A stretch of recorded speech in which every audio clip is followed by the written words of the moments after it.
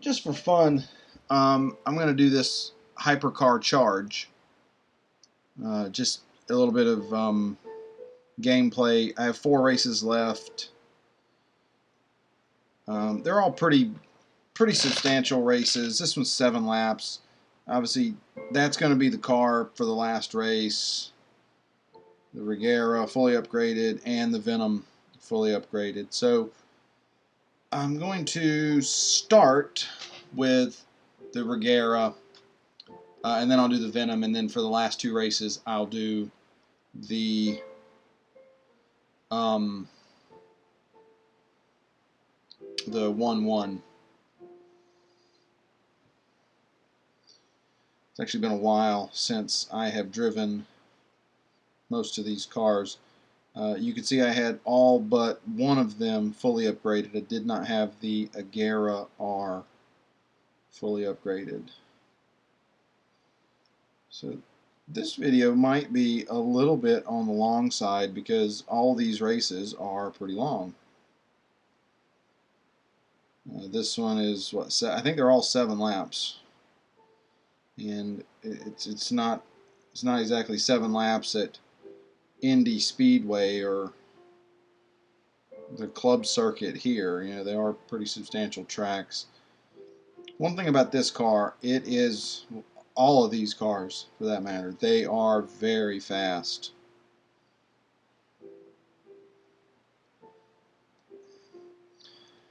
I actually forgot what track I was driving. I was like completely angled up to take that turn to go on the national circuit.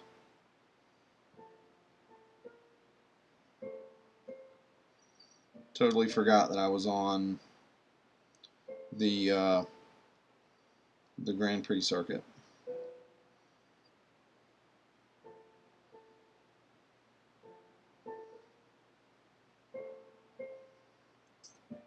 This one down through here, there was actually a top speed event on this track, and basically there was, you had to cut the corner just right on that last corner and then run it down the front straightaway, just down into the weeds and everything. Definitely a lot of fun.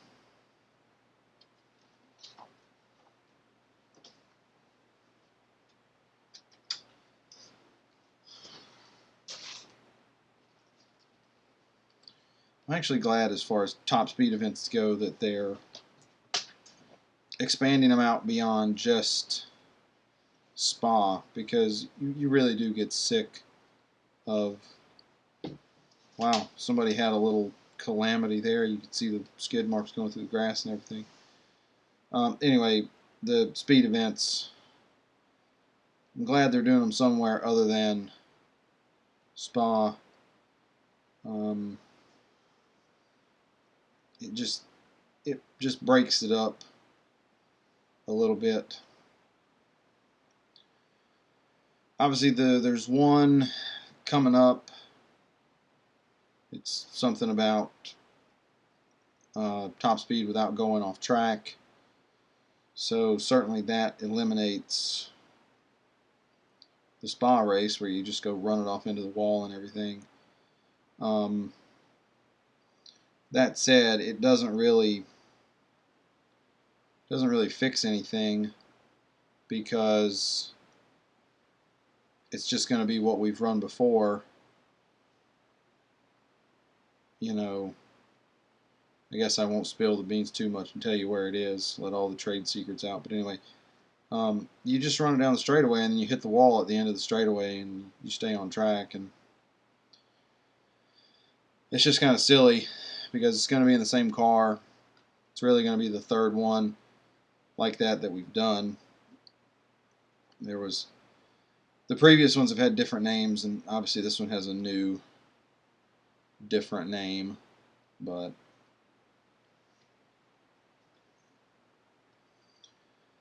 they're all the same. And then I don't actually remember what the other ones are for this event. I'd like to see something like a top speed at Silverstone or something like that. Obviously, in the Formula E cars, that one was really interesting because one of them was at Brands Hatch, and it was something dealing with like some boost in horsepower that the car had, and that was the reason it was able to go faster. And then the other two were Mount Panorama, actually across the top of the hill, not down the straightaway. They were actually across the top of the hill, which is just really incredible. So those three were very interesting.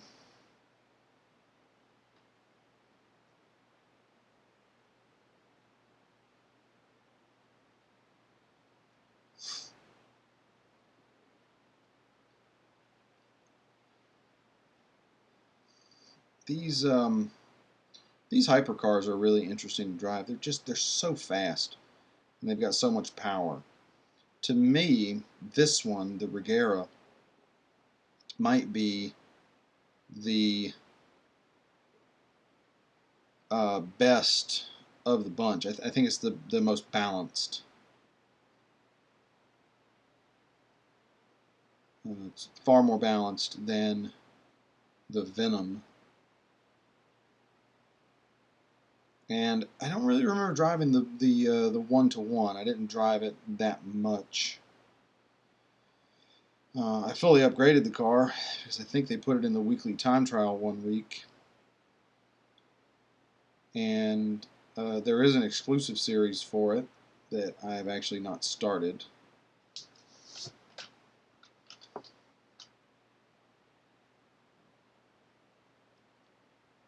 I have a lot of cars that are eligible for the exclusive series that I'm very far behind on.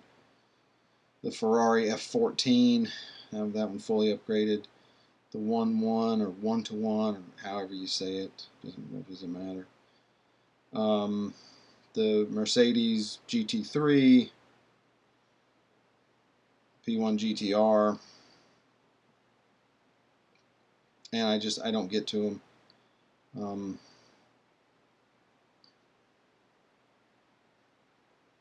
Mostly because I don't know, I just play other stuff. I don't think about going to the exclusive series.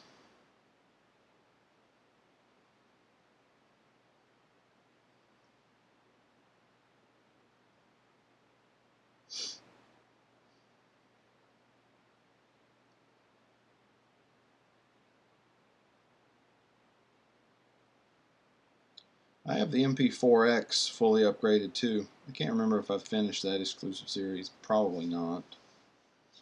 Would be a good bet. What lap am I on anyway? Oh, lap 6.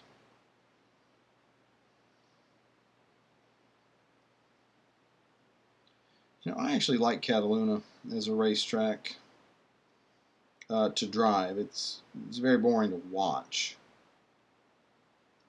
but it's fun on the game.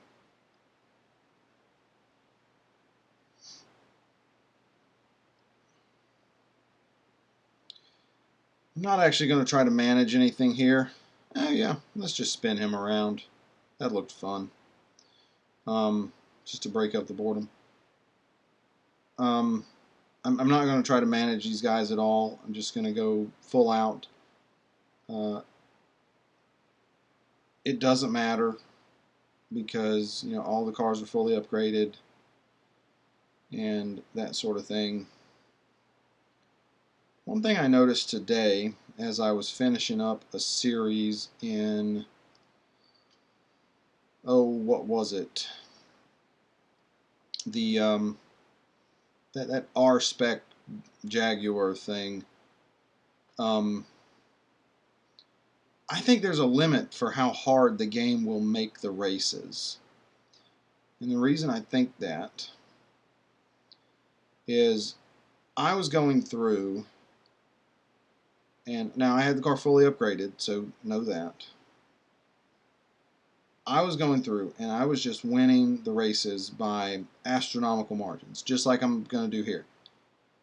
won every race by margins like this, and then I got to the end, like the last handful of tiers, last 2-3 tiers, and it was still some of the lower level robot drivers, and it was just, I don't know, it was just really weird. And then it was, to the point that after I'd gone through 14 or 15 tiers, and yeah, I'll put this one in for service. After I'd gone through 14 or 15 tiers, I'm still sitting there, and I'm able to win races.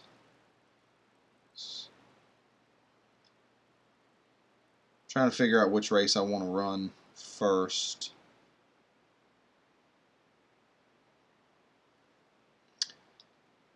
I think I want to try out the 1-1 at Daytona. I want to see if it can hold the actual banked section of the track without spinning. I already know this one can't. Well, at a certain speed it can't, I should say.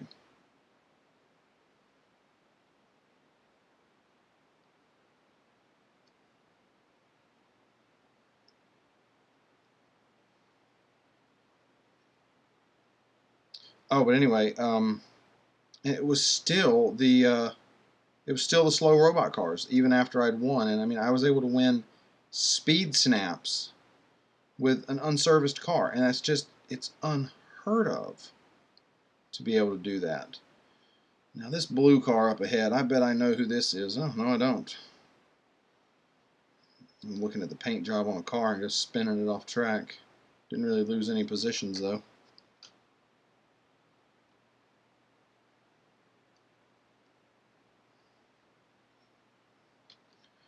I had the car unserviced, and I think I got up to 4th place on the first lap.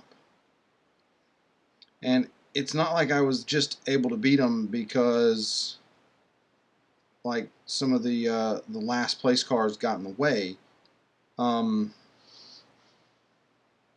was actually running faster laps than they were.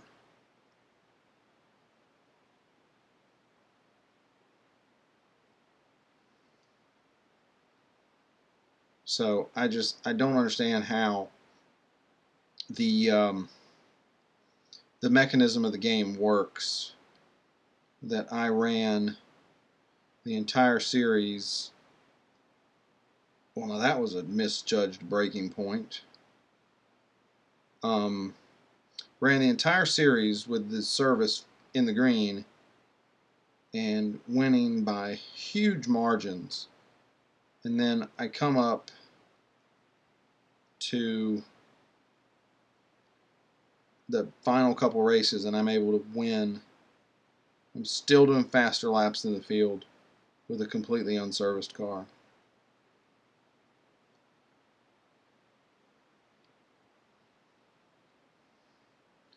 I'm going to have to figure out the braking points in this car. I may not win.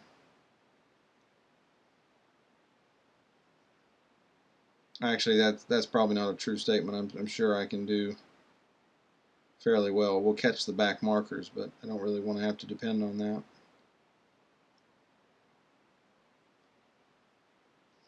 It has been a while since I've driven this car. I know one of the jokes about this car and turns was that if you can see the turn, you need to hit the brakes.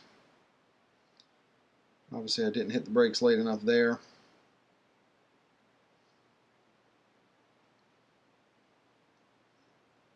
All things considered, this car has really terrible brakes. I'm not going to try to sugarcoat that at all. It has terrible brakes.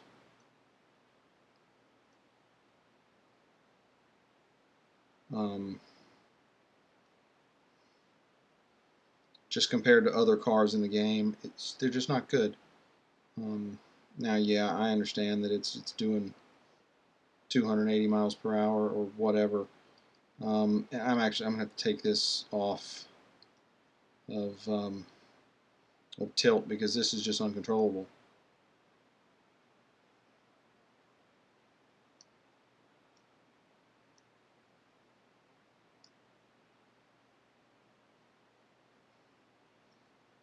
I just absolutely cannot control this car.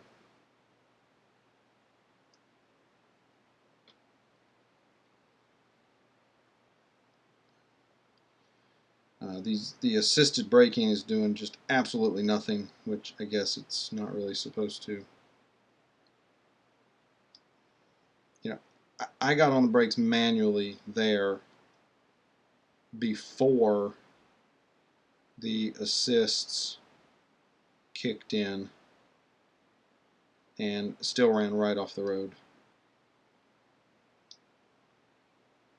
This is actually ridiculous, to be honest.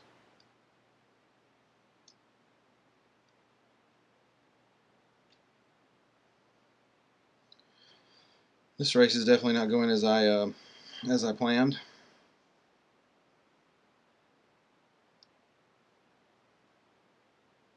Look, just no chance. No chance.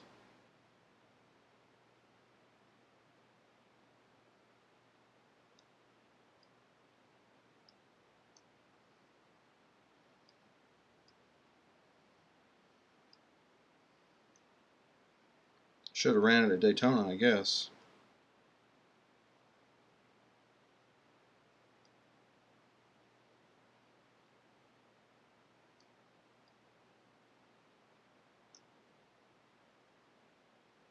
See if I can actually come through here and catch up to somebody.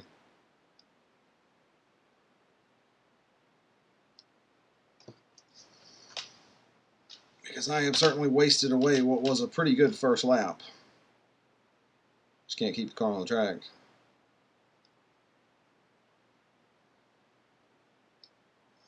I really don't know how much further back I can hit the brakes.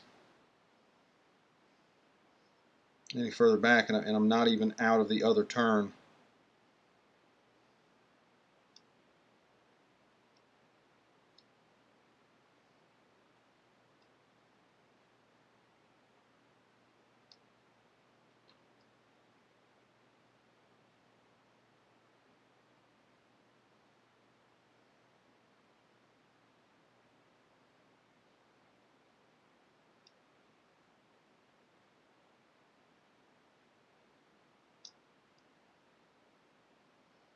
Actually got on the brakes early enough there. Had to hold the brakes all the way through.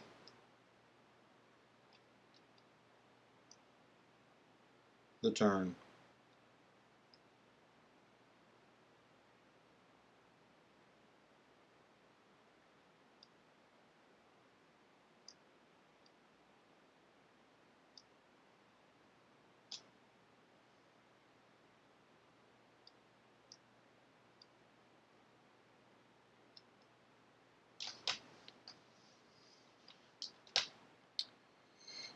Had a little bump and run with him. Not 100% sure who that is. No, it's a Facebook friend robot car, but I'm not sure whose.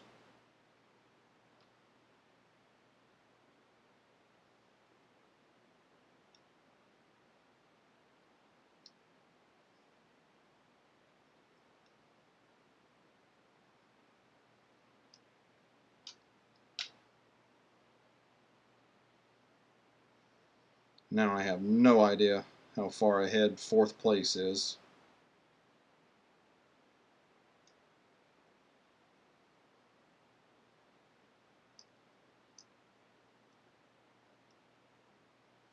Still not enough. Lost it on the exit of the turn.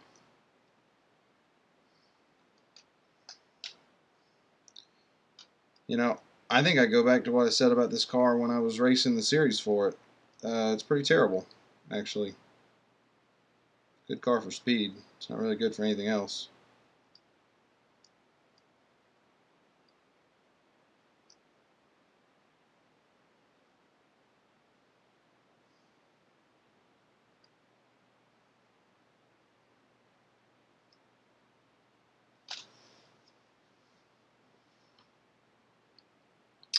Alright, so I'm definitely not going to win this race unless something...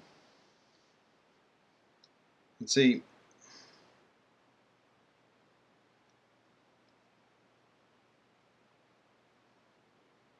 That's actually one of the things that it really gets on my nerves that some of the robot cars do that. So I obviously picked the wrong car to run here at Suzuka. I'm not actually sure why I'm continuing this at this point. I should have quit after about 2 laps. And it became pretty apparent that I just have no idea what I'm doing with this car.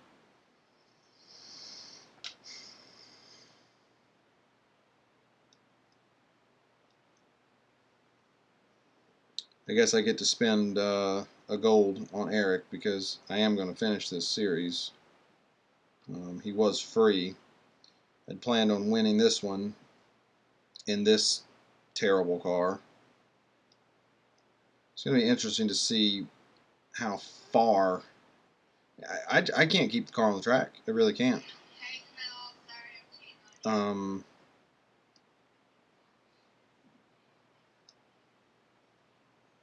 This is, yeah. Wow.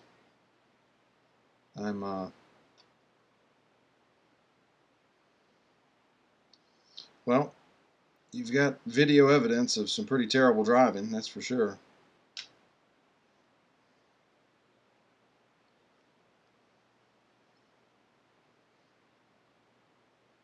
Maybe I'm just a terrible driver. I mean, I don't know.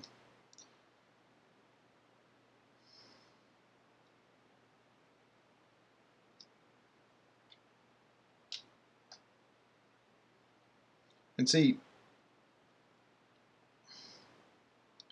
the fact that they're actually pulling away from this car is kind of ridiculous because those cars are not faster than this Venom. So 11:06, 16 seconds. It's actually not that far.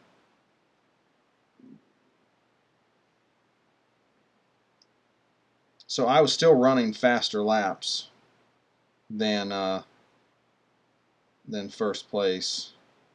I'm going to hit retry. No, obviously I'm not in the green anymore. Okay. I'm not going to attempt that.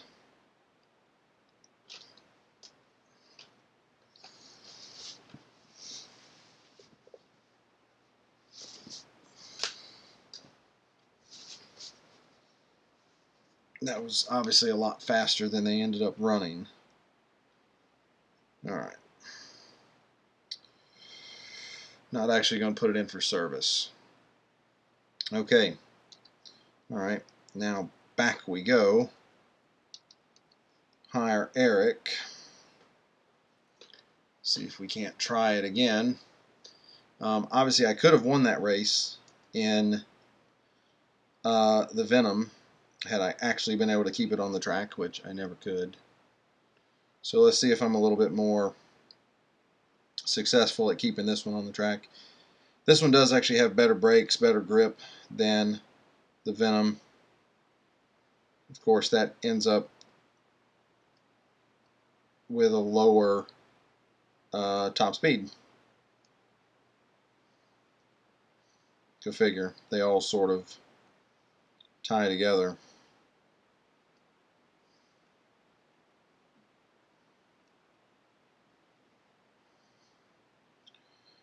So obviously, first lap, you're seeing a tremendous difference in the cars. I'm actually able to brake in this car.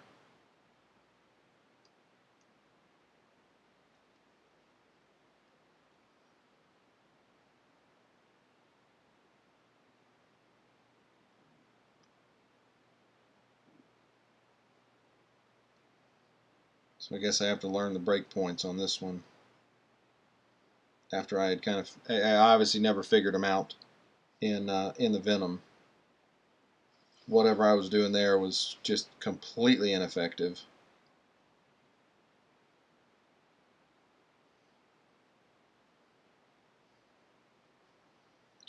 for cars in the game, these Koenigseggs are actually very good cars.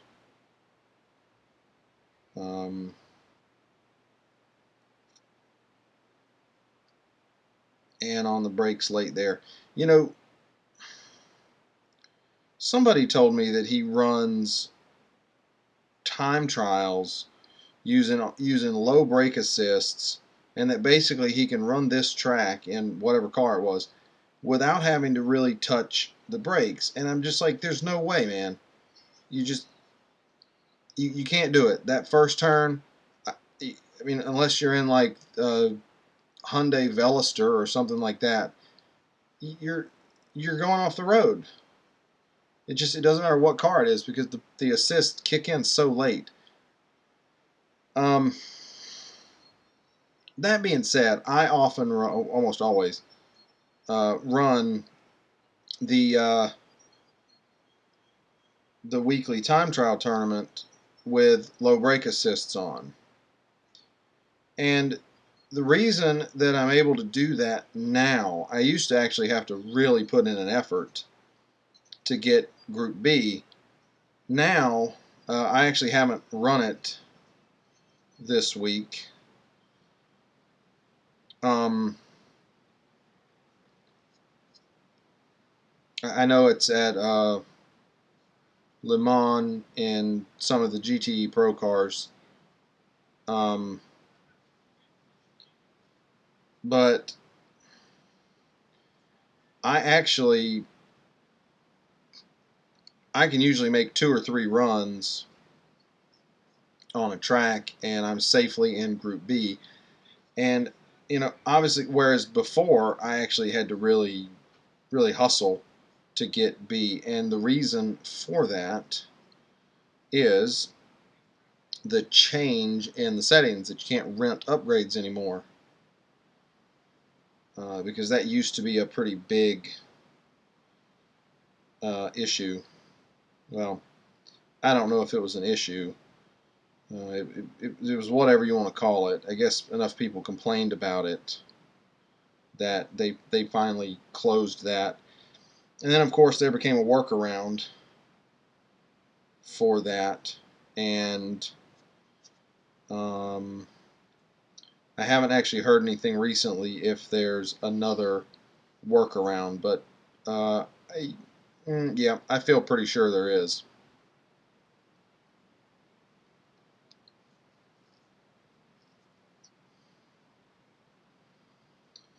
Feel pretty sure that there is.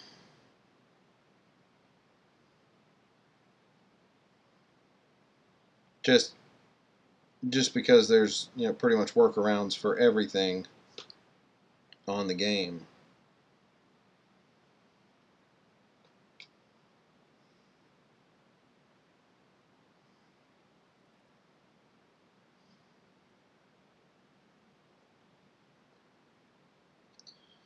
But the way it used to be, where you could borrow upgrades, there was a lot more competition from people who didn't have the cars fully upgraded or weren't able to do it. They could just go in there and borrow the upgrades to get the cars, or there was even an option where you could rent cars for a little while, and people would basically not even own the car. And could, I think, depending on the car, it was usually about 100 gold to rent the car, and then however much it cost to upgrade the car. And so, you'd have people pay the 100, and then say it was, I don't know, say it was this car, you can rent this car, or the Ferrari FXX, that's one I sort of know. It's about 1,600 gold to fully upgrade it, and I think it's about 5,000 race dollars or something, or 5 million. So you'd basically get to a point in the game where if you had on hand, if you had 8 million racing dollars and 2,500 gold, you could rent and fully upgrade every car on the game, and it would show up in the time trial tournament. You'd rent it, fully upgrade it, and then just give it back. Do a cloud restore and just give it back, and you get all your gold back. But your time would stay. Now, of course, it's been made to where your time won't stay. So it's, yeah, I guess it's fixed. I don't know. I would like to see the time trial tournaments be a little different, sort of to give more people the chance, maybe, to where everybody runs the same car, and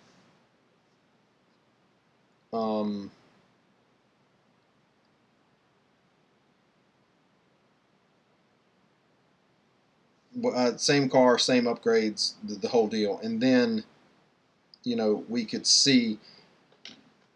And honestly, I would also like it if they would eliminate ghosts. I know one of the things that a lot of people come up with, so if you've ever looked at the weekly time trial tournament, you know who's at the top of the page every single week. The name in the game, Radu Tan. If you haven't seen him, just go look on the weekly time trial tournament. Look in all of them. You're not going to have to scroll far to find his name. If he's not in first, he's probably in second. If he's in second, it's because there's a cheater. I'll almost guarantee that. Not always. There are a couple people who can give him a run for his money, but they are few and far between. So a lot of people say that he's a cheat because he's always up there. There's another reason people say he's a cheat too, and I'll get to that in a second. I don't think he's a cheat, by the way. But it's because he's always at the top of the sheets, and it's like, well, nobody can really be that good, and it's like, yeah, like they can, because for one, you get an infinite number of laps. There's no limit on the number of laps. It's especially now where you get unlimited time trial drive if the car is fully upgraded. So, yeah, there's no limit on the number of laps that he can drive. So he can run, 1,000 laps in a week to get up there. But also, the ghosts. Don't think those ghosts don't benefit him. They absolutely do. There's no way that they don't. It would be like, so whoever you want to say, whoever the best Formula One driver in the world is, do you want to say it's Vettel? Okay. Do you want to say it's Hamilton? Fine. Raikkonen? Whoever. They're the best in the world. Do they sit on the pole every week? No. I mean, last year you could have made an argument with Hamilton between him and Rosberg, but that's another matter. They're not the fastest every single week. However, whichever one of them you want to say is the best, if we were to say, okay, you can go out here, you're going to do this time trial, and you are, hang on here, I gotta give a goal to old Chuckles again. Okay, so there's this time trial, and we're going to send you out here. Oh, it's a rolling start. I guess all Daytona's rolling start. Anyway, So you're going to do a time trial, but you get unlimited attempts. So you can sit out here for 3 or 4 days and run, 300 laps.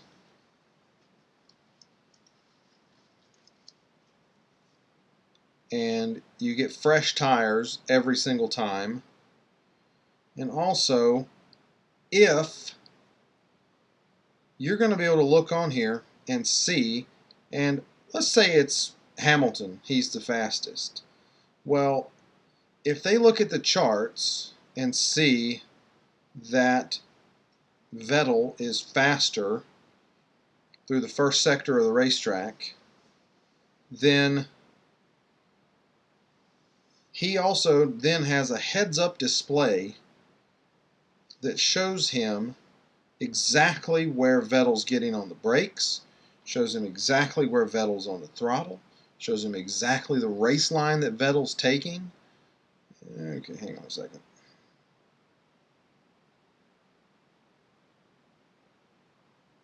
Huh. It held it. The Venom generally will not hold that corner. Huh. Well, that was unintentional. I thought he just beat me into the corner. Anyway, so if you say Hamilton is the fastest, he's the best, and then you give him all that information that he can run. So now it's okay, Vettel's the fastest in Sector 1, but then Raikkonen's the fastest in 2. And so he just goes through and figures it out. And so that's one of the big advantages. Well, not advantages. I mean, we all have it. It's not like it's an advantage. We all have the ability to follow these ghosts.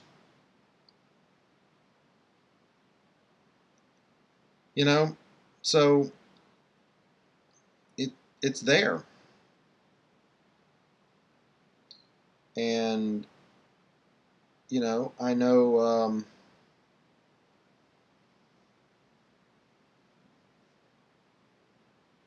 I have spoken pretty extensively with 2 people who have been top 5 in the world in the weekly time trial tournament. And much like anything else, it's a matter of time commitment. Both of them have stated that they would spend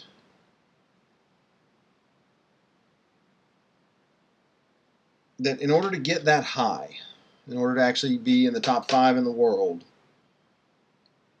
they were having to spend 8 to 10 hours a week running basically the same time trial. They pretty much didn't play anything else. So it's when you're willing to run for that long, it's just, oh, come on, get out of the way. When you're willing to run for that long, that's a big deal. I mean, I surely don't sit there and run 8 hours on a time trial. I don't have that sort of stamina or willpower to do it. I know anymore it's actually, I don't want to say it's relaxing, but it's definitely not stressful. But back when you can rent, and back when I didn't have all the cars, and so I was sort of struggling to get into Group D, and then struggling to get into Group C, and struggling to get into Group B, it would get very infuriating because I would have a good run going. Like here at, say, Daytona, you have a great run going, and then you run it off track down in that chicane or something like that.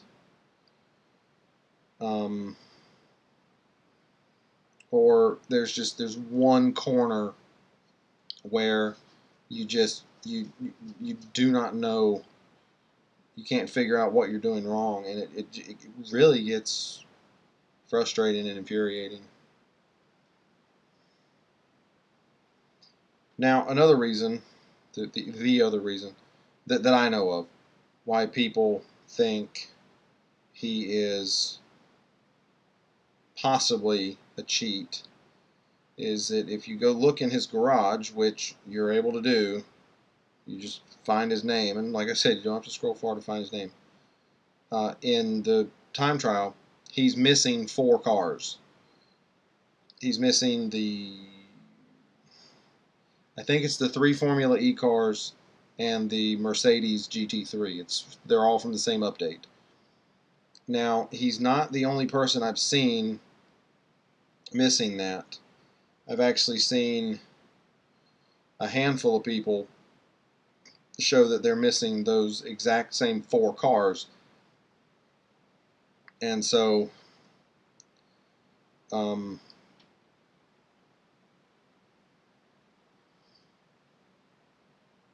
you know, it's just it is what it is. I know he he finished first in the world during that time trial that they had that was just at Hong Kong in the Formula E cars, which I actually enjoyed. But I also know that when they did that, it was basically hand inspected. So I should think that if he was a cheater, it would have been discovered with hand inspections.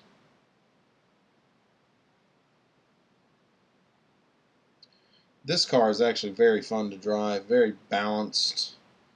I don't want to say balanced, it's not all that balanced, but it's definitely fun.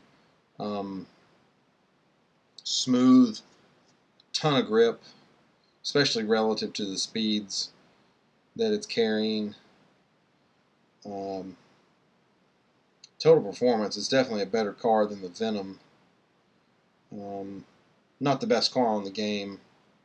I would still give that to the either the P1 or the Ferrari FXXK. Right now, coming up here, one other place you can run off track pretty easy at the end of a lap here if you're not careful. So you can actually go, and I actually ran that off track. You can run like this. You can actually run a little bit further down. And as long as your right side tires are touching that yellow line, you're considered to be on the track, but you know, one bobble and you're off, like I was entering the turn. Alright, condition maintained. Alright, well, if you're still here, I'm glad you're still here. We've been going for quite a while now.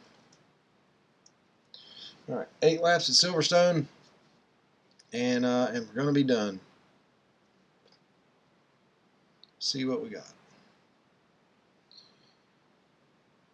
I never understand why all of, and probably not all, there we go, running right off the road. The longest races in the game at Silverstone are on this bridge circuit, and I just don't understand. He came back on the track pretty fast.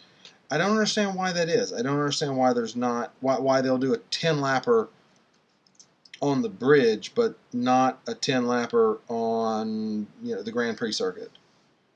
Obviously, a 10-lap race at the National would be silly, but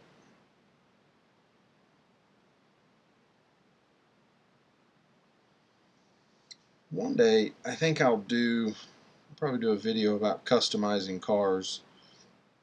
This one is not really a good car for customizing. There's not a lot of room on it. I'm sure I can find something though.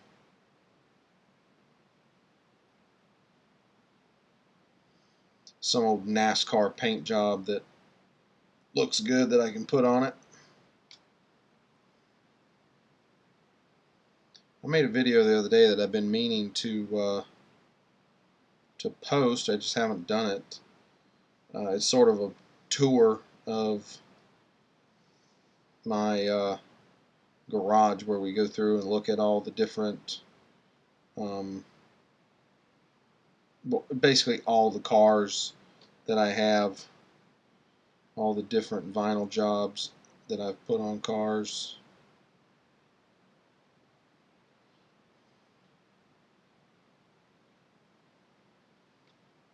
I don't have vinyls on all my cars because they're not all fully upgraded. I do have vinyls on a lot of them.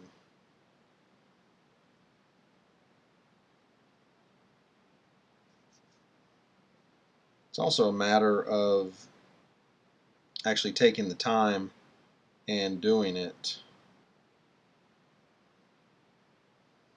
Like I haven't done it on this one. Obviously I did it on the Venom and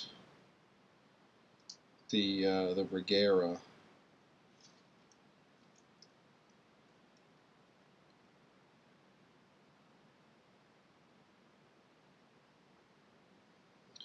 That one right there with the team tag NRDH that's behind me now. That is a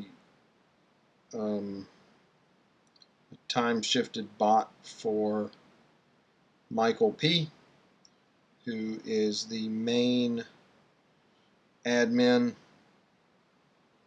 moderator, whatever. I guess admin is the official title.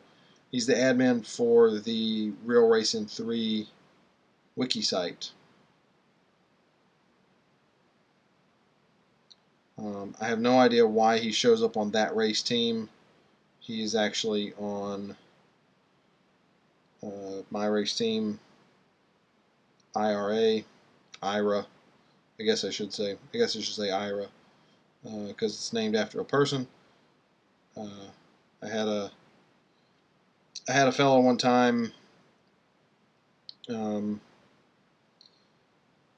on the verge of annoyance with me because I had a gigantic IRA on the back of one of my cars, and he had been in the British military, and so for him IRA meant something a little different than it does for me. If you say IRA to me, I'm thinking about a retirement account. You say IRA to him, he's thinking about the Irish Republican Army, who was pretty well known for blowing up buildings and all kinds of various things like that. So, obviously this is a worldwide game. People play it all over the world. You folks may be watching all over the world. So it's definitely interesting how one thing can mean something to one person and not to another. And then for the person who made the team, he was an Australian, I believe he was Australian, and he named the team after his daughter or maybe stepdaughter, I believe it was, and they were, I don't want to say it wrong, Eastern European, I know, but I don't remember from where. So it's been a while ago that we talked about that, but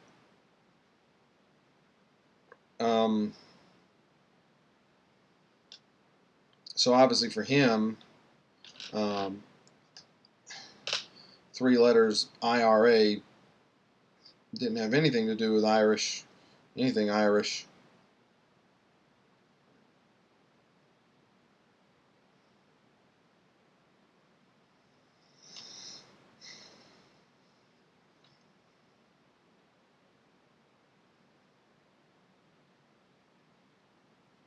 It is amazing how different words mean different things and how you can get confused. I remember, well, I guess he's a former brother-in-law of mine now. He was from Britain, and he would call somebody a bloke, and probably the first dozen times I heard him say that about somebody, I thought he was, calling him an idiot or something worse, really. I think I had to ask him. He's like, nah, it's just, a guy. That guy over there, that bloke over there. So that was interesting. Remember, I heard him say he was chuffed about something one time. I think based on he must have been being sarcastic, because I certainly thought he meant he was angry about something. And it turns out that word is generally used to mean that you're, happy about something. So I guess he was being sarcastic. What's another good British word?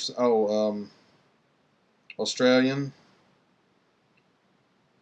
If you're Australian, the word root probably means something a little different than it means here in America. I guess maybe this is a PG show, so I won't actually say what root means to an Australian. If you're from Australia, I guess you know. But there was an Australian golfer one time, had some people come up to him. It was like a guy and his girlfriend, and they said, hey, I think the guy's name was Stuart. I think it was Stuart Appleby. They said, hey, Stuart, we're going to be rooting for you today, and he told them to go enjoy themselves. So I don't think they thought it meant what he thought it meant.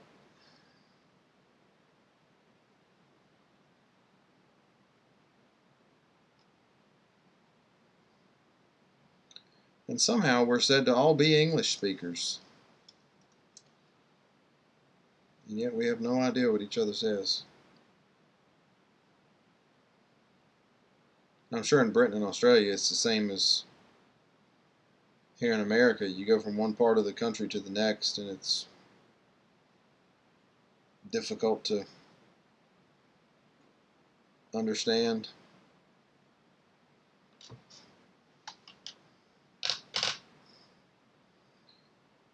I am, if you haven't guessed by watching some of these videos, I am from the southern United States, mostly.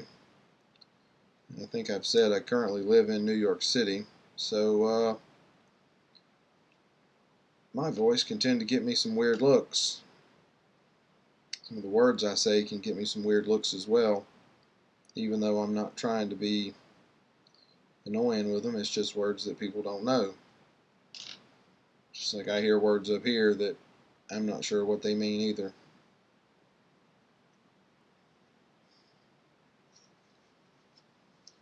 Oh, would you look at that? I'm on lap 8. I didn't even know I just had a lap to go. So you'll get to see the gigantic reward that I get for this. I'll leave it for you. Oh yeah, gigantic. If you're trying to translate that, it's not going to come out how it was supposed to be. I was being sarcastic there, saying giant. In reality, it's very small. It's a tiny reward. Alright, 10 minutes. Oh, we're not quite over an hour. Alright.